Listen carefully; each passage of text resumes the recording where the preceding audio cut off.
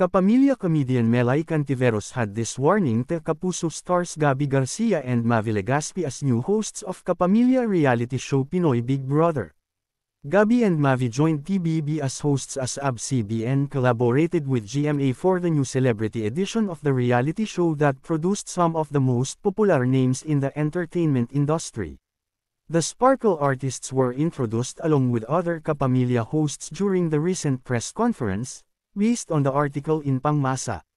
Kapamilya host Robby Domingo, who was also a former housemate, said that when the new season starts, it is expected that bashing will overflow, just like what happened to the previous season.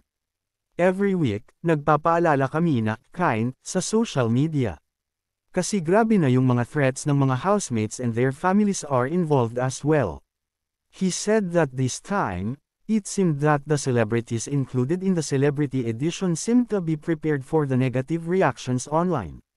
With this, Melay said that it is not just the housemates who should prepare for the bashing online because some bashers would also attack the hosts.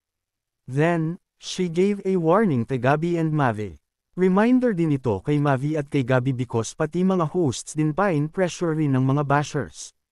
Be ready lang kayo kasi talagang grabe talaga sila. The comedian, who was also a PBB housemate, shared.